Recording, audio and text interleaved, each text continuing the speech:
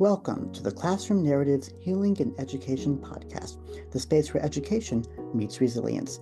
I'm Dr. Joey Weisler, and in each episode, we dive deep into the personal stories of educators, students, leaders, and frontline advocates who are navigating the complexities within modern education.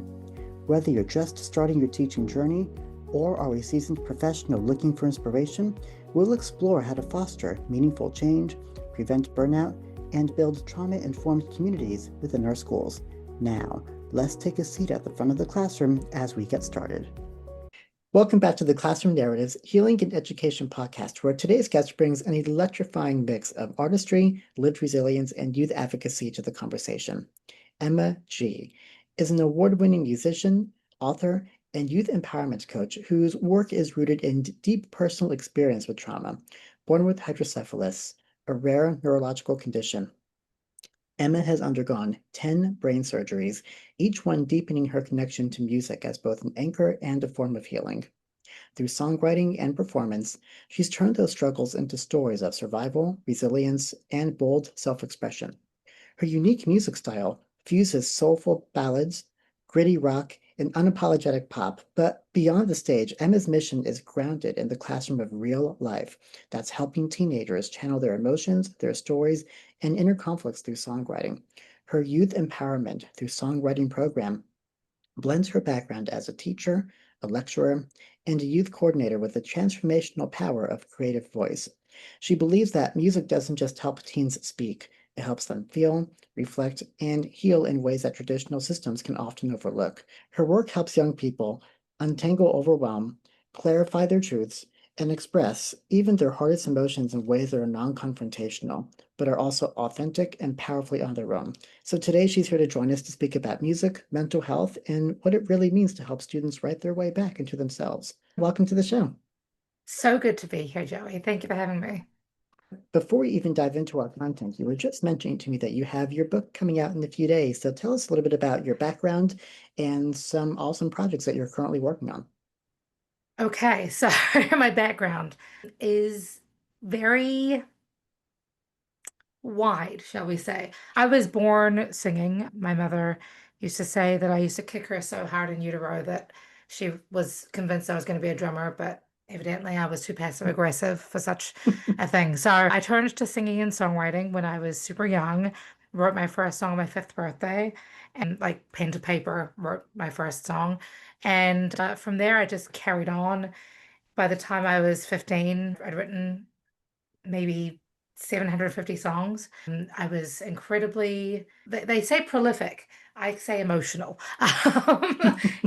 So it's always been one of those things for me that has helped me first understand myself better, second, express myself clearly, and in more recent years, after I established a hard rock band and I was co-writing with Chris Young, who was the guitarist at the time. He helped me realize that I didn't just have to stay stuck in the muck of my past through my songwriting. I could also literally write my way forward.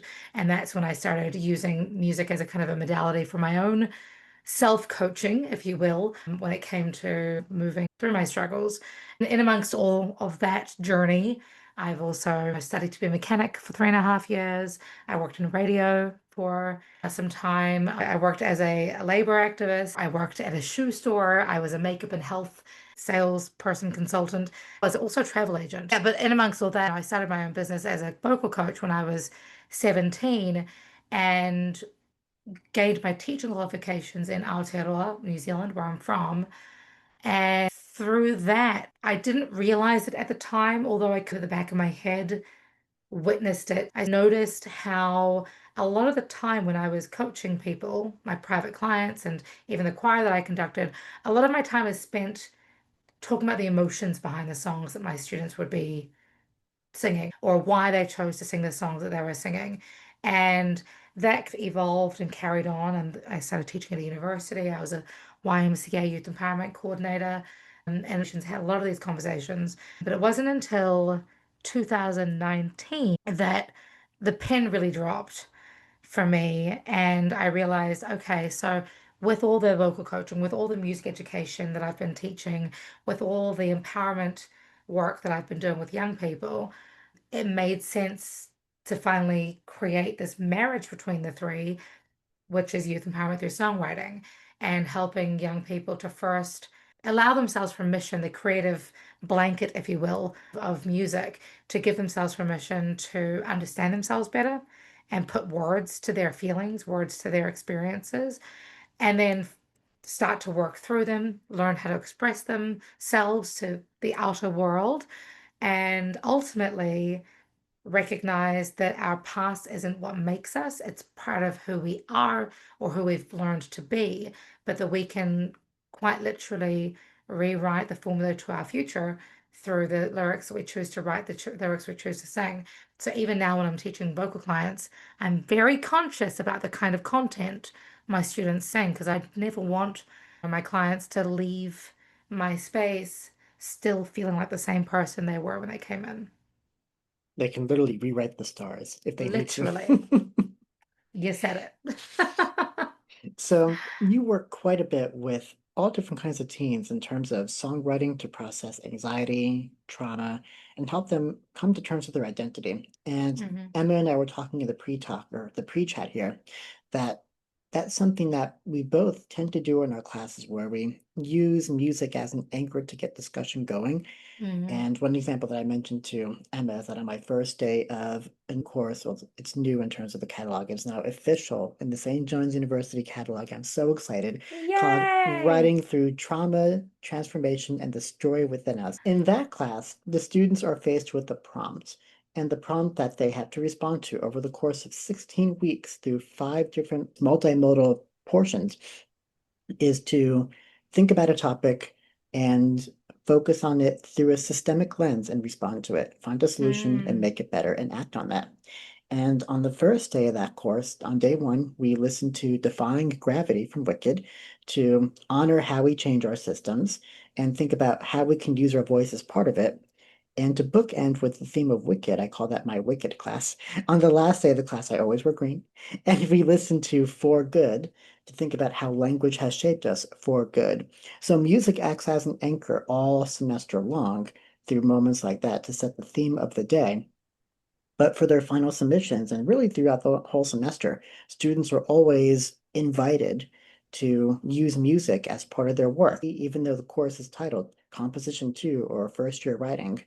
Mm. I'm not requiring them to submit me an actual paper. Yes, at some point there needs to be something I can look at to meet the standards of grammar, etc. But if they're writing music and expressing themselves through song and another multimodal lens, that's more than acceptable. So, what would you say that classrooms tend to be overlooking in terms of how we approach the use of music in class? That's a really lovely question. I think, and I'm going to preface this by recognizing I did not grow up in the American education system. Right. I now am often guest teaching here in the American education system within the Montgomery County and PG County areas within Maryland. I'm only kind of going from the feedback I get from the teenagers that I work Right. with. But it seems to be the same as what I witnessed a lot back when I was a kid, that we spend a lot of time focusing on one teaching modality, one idea of how our kids should be taught, as opposed to A, delivering information in a multitude of ways, for auditorily or visually, kinesthetically, or through reading, as examples. But I think furthermore, when we have young people who, and I feel like everybody kind of has woken up to this idea that we're all on a spectrum when it comes to learning and when it comes to how our brains work. When we're working with a wide diaspora of brains and minds and ways of thinking, I think it's really important that we teach the student, not the curriculum. And so often, when you give a young person permission to be creative and have autonomy over that creativity and autonomy over how they wish to learn, how they wish to present, how they wish to absorb knowledge. I think that can be a really powerful approach for our young people, because suddenly you have people making vlogs on X, Y, and Z topics. Suddenly you have people writing rap songs about X, Y, and Z topics, which I think can be really, really fun. When I was teaching university, having the students present their research in a rap song or in a pop song was fantastic. Being able to just think outside the box and deliver information in a way that's non-conformist. And the third point I want to make is, when I talk about teaching the client, not the curriculum, I'm not saying ignore the curriculum. I'm saying you have to recognize that each student that you are teaching has a history. That could be a family history, that could be an economic history, that can be lived experience history, that can be adverse childhood experiences. There are so many things that our young people are experiencing and carrying with them in their genealogy. There was research recently that suggested that the trauma a mother experiences while pregnant passes on to a child in utero. So when I'm talking about a child's history, I'm talking about all of it. And so you have to mix how we present things and teach things and learn things with our young people. Otherwise, you're just going to be talking to a brick wall. I had a student a few years ago when I was teaching in a middle school here in the DC area, who the main teacher spent a lot of time yelling at this kid because he just wasn't getting it, or he wasn't behaving himself, or he wasn't whatever. I pulled this kid aside and I was asking him, like, what's going on beneath the surface. And this kid known me for 2 days. So it's not like we had a deep connection whatsoever. But just giving him the opportunity to share himself, I learned that his father was shot a few years earlier. His brother had just gone to jail, and his mother had cancer and was on her last months, years, whatever it is, but was on the struggle bus. How do you teach a kid without knowing that? So give the kid permission to be creative, have some fun. Learning should be fun. I used to teach at a university back in New Zealand, and one of the things that kind of shocked me, and have come to make sense now because of how society is built, I was disturbed about how our education system is still so set up using this 18th century mindset, because we still want to, in some ways, create factory workers, create this division of equity without empowering them to think for themselves and to think critically and to be different and embrace their differences and shine unapologetically, being a bit of a disruptor, I guess you might say. I'm all about breaking that sort of that mindset. And so when I was teaching at this university, like, I would use music as the modality to help them not just do the research and inspire the study or whatever, but also to even deliver their Their content, content. right? Yep. So, I mean, you have not lived until you have heard somebody rap about the relationship between jazz and hip hop music. It's Yeah. so fun. I love that you mentioned the nonconformist style of learning, because the system really sets itself up in a way to standardize learning. I mean, I remember when I also taught middle school, I walked in and I'm handed a pacing guide, and I'm like, what do they need me for? What do they need me to teach them, page 42 with the monkey's paw on Thursday? Anybody Right. can do that in my mind. Like, anybody can do that. And when teachers feel depleted, I can't even imagine how depleted a student must feel when they're all asked to do the exact same assignment, the exact same way for the exact same outcome. And I think when you allow students to find a voice through flexibility, it really brings a livelihood to the entire system of learning. Because, and let me make myself very clear, I am not against standards. I absolutely believe that a Oh, for course sure. should have standards. What I do think crosses a line is when you standardized the way we teach those standards. Because I Hmm. think when you force students into standardization, that is no Mm-hmm. longer learning, that is compliance. Mm-hmm. And compliance diminishes critical thinking, which is the paradox to what we think we're doing. And until we realize that, education itself is going to be very stuck. And one of the things that I noticed when we were also in the same middle school classroom is that, especially now post-COVID, there is a mental health crisis that is coming about. And again, through this idea of compliance, we're told to ignore it. There are so many times my first year of teaching that I was told if a student wrote me a response where mental health factors were involved, just ignore it because we as a school, quote unquote, were not ready to hear what that child had to say. So it was easier to shut it off versus to indulge or engage with it or entertain it.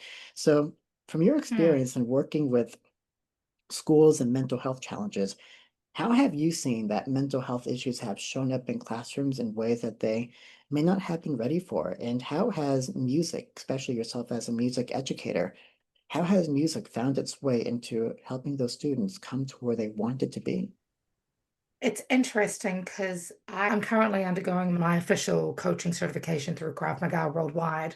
My Yes, husband and love it, love I, it. yeah, my husband runs a Krav Maga school here in Bethesda, and he's the external external foes. I deal with the internal enemies.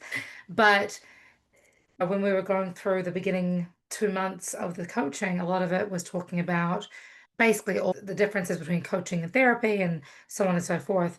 And I realized in New Zealand, when I got my teaching qualification, we had to do counseling papers.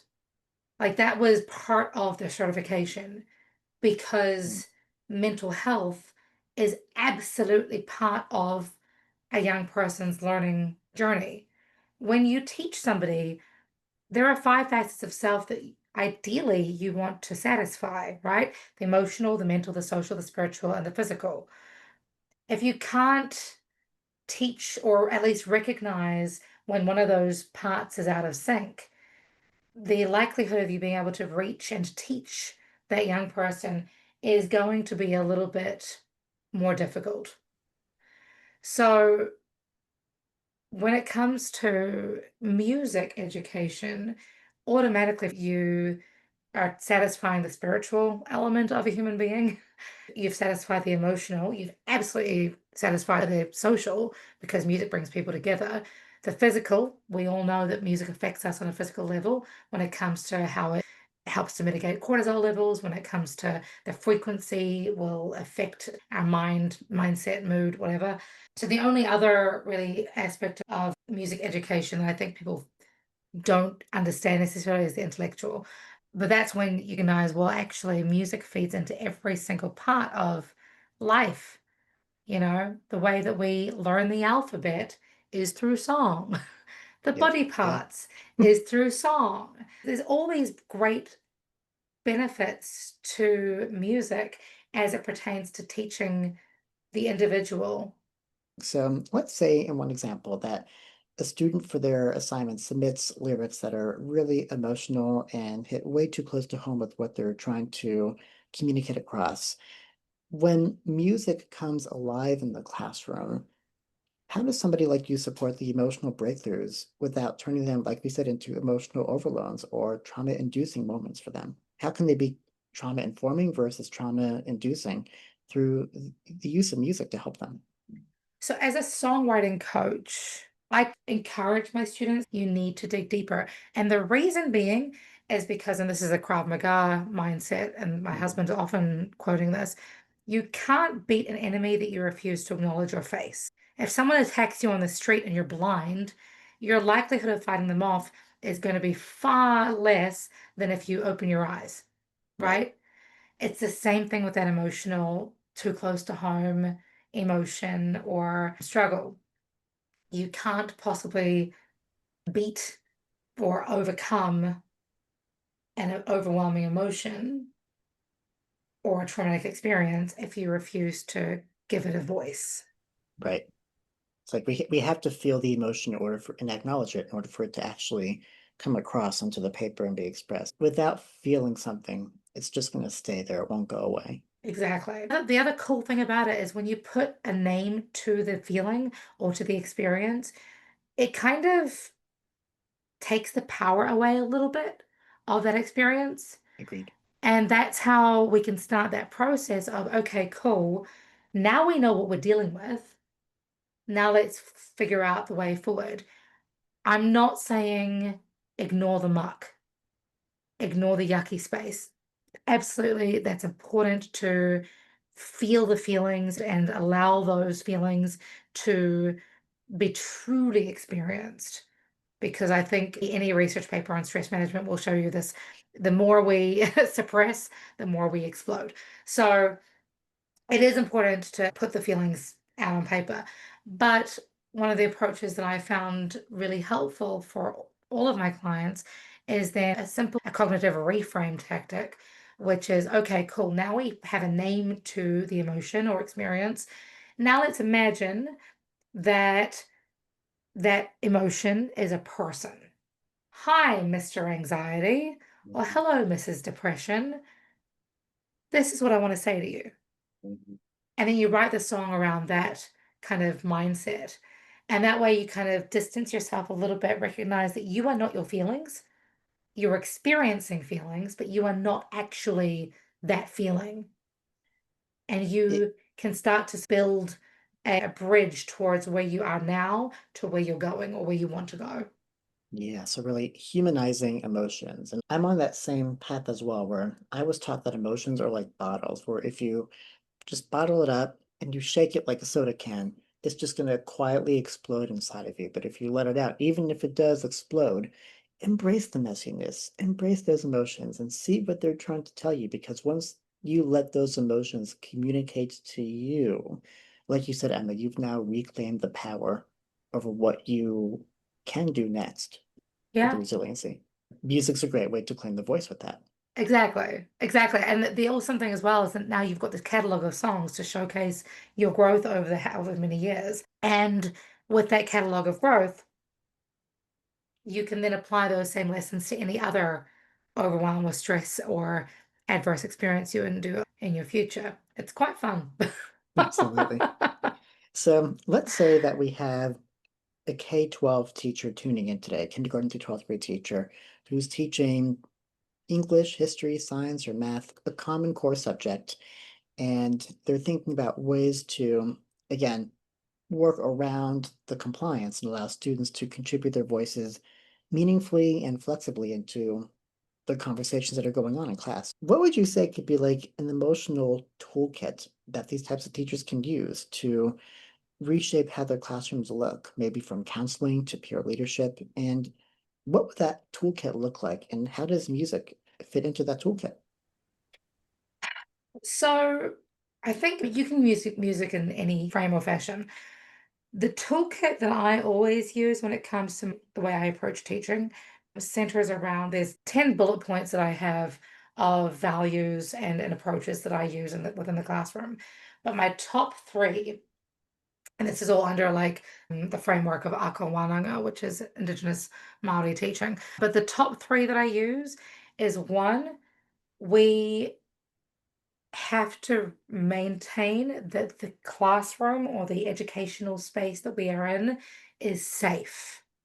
Safe of judgment, safe of laughter, safe of abuse, whatever it is. But it is safe. And I'm going to push that a little further. When we talk about the no judgment, that means no judgment from me to the student and no judgment from the student to the student, right? Yep. The second thing that I always talk about is I want every client that I work with to not view me as a teacher. I know that's a little controversial, but the reason I say that is because if any client of mine comes to me with this idea that there is a power difference between our roles, the likelihood of them showing up authentically with me is going to be very slim. Because, I mean, how many teachers did you show up for authentically when you were in school, right? Mhm. So it's really important that I'm there as their coach, their mentor, still a position of authority to a point, but not to the same point of there's power difference at play. So that's the second thing. And the third thing is to make sure that they recognize I always show up for them 110%. What that means is they also need to show up 110%. And this is particularly important for our younger clients or students who are trying to find their footing between being a child and an adult, and recognizing that that mutual exchange and energy is real. And so if they don't show up with respect and self-restraint, the repercussions of that are not necessarily going to be in their favor. However, if they show up at 110%, I promise that I will always show up 110% as well. So those are the first three that I often tell my clients, and how I use music to emphasize all of that as well. I'm in love with this genre of music called whole tones, WHOLE tones. And so I'll often play that in the background when it comes to activities. But the music we listen to can absolutely play a part in how engaged our young people can be. And I think that can be really positive when you use it correctly. So knowing what your students are listening to is really important as well. Yeah. This is a fourth one. I'll throw this in for free. Another really important aspect of akawananga is recognizing that, again, because I'm not there as their teacher, I'm there as their coach and mentor, I'm going to deliver a whole bunch of information to whoever I'm working with. But guess what, Joey? They're going to teach me some things too. Oh, yeah. And that's so cool because that again gives them some autonomy around their learning process, which I think is really important. And it gives them a sense of like, oh, I'm not completely worthless. My brain matters. Absolutely.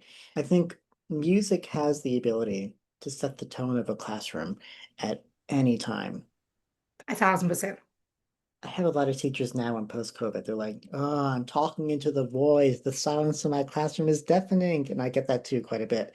But I think in the same respect, yeah, music can set that foundation just as equally, depending on when and how it's played at certain points in the class. Like if I post a writing prompt on the board, I will immediately turn on an instrumental, or rather it's like sounds of the beach in the summertime, or it's like these Yeah, spooky instrumental sounds for Halloween. If that music goes on, they know, ooh, it's not time to talk, it's time to write. And that's like their yeah, quiet journaling time. So it sets a pace and a rhythm at any point, is what I I found as love well. that. I love that. What would you say could be a takeaway from our conversation today that audiences can walk away with? Ooh, a good takeaway. If I was to summarize this conversation, I would encourage everybody to be a disruptor, break the boundaries a little bit, and recognize that our students want to learn, develop, and grow into their best, baddest selves. We just need to give them the tools to do so. And Love it, I love it. use the word tools intentionally because I'm always telling people, I'm always telling my clients, I'm here to offer tools for you to use at your Mhm. discretion. There's never a one size fits all when it comes to our learning development and our applied learning. It's yeah, Exactly. tools. Thank you for that. And what would you say, based upon the conversation today, are some of the most fundamental tools that listeners can walk away with and implement immediately? Fundamental tools. Again, it goes back to akawananga, always maintain safe space within your teaching environment or learning environment or coaching environment. Recognize that it's an exchange of information. You are there to teach them, they're there to teach you. And that's an exciting and beautiful concept, an opportunity. And, obviously making sure that there is no judgment between you and your clients or students. Every mistake is an opportunity to learn and grow. And that also emphasizes the point that you shouldn't be judging yourself as an educator or as a coach. And the student should definitely not be judging themselves either. We Definitely. move through with grace. My mentor once told me that the day you stop learning is the day you stop growing. And even Amen. now, with the PhD in hand, I'm still over the moon to walk into my classrooms and figure out what I'm going to be taught by all my students this coming semester. And when I go back and revisit all my syllabi and all my lessons upcoming, I put my mentality in the position of a student about to take my class. Hmm. And I cannot wait when I look at that to think about what they're going to teach me. It's like as the student, what is the professor going to teach me? So in that mentality, it's almost like, okay, now what am I going to learn from them in building this course? What questions will I ask for things that I want to know from them and carry that future semesters? I So I love love that. it. Courses never get old. It's like, oh, I'm teaching this class again for the 10th term in a row. It's never like that because I keep it fresh based upon what they've had taught me the time before I had taught it last. Love it. Love it. That's And fantastic. again, when our listeners hear our conversation in October, you're going to have your book already released. Where can we go to learn more about Yes. your work? Yeah, so my website is emmagmusic.com, and my book, along with my interactive workbook and my other two books, are all available on Amazon, but there is a link to them on my website as well. Perfect. And the website will be linked in our show notes. Well, Emma, this has been a wonderful conversation. Any final thoughts to leave us with for today? Just keep doing the good work. Remember that we don't know it all. To your point, if you're not growing, you're dying. But when it comes to challenging the norms, challenging our own understandings, that's the best place to be, I think. Love it, love it. Thank you so much. So Emma G reminds us that music isn't something we listen to, it's something we live through. From surviving surgeries to guiding teens through identity and emotion. Her story shows us that healing can be anything but passive. And as educators, we don't just teach reading and math, we foster environments where students feel heard, valued, and brave enough to explore their own voice, musical or otherwise. So thank you so much, Emma G, for being here and sharing your songs, your scars, and your strength, and for reminding us all that sometimes to help students heal, we just need to open our ears and our hearts, and as you have said in your own TED Talk, changing the world one song at a time. Thank you again for being here. Love it. Thank you. Thank you for joining us on the Classroom Narratives Healing and Education podcast. If today's episode inspired you or made you think differently, I'd love to hear from you. Drop a comment or review wherever you listen to podcasts and stay connected with us on the @Classroom Narratives podcast over Instagram and Facebook. Remember, together we can transform our scars into stars in education, one conversation at a time.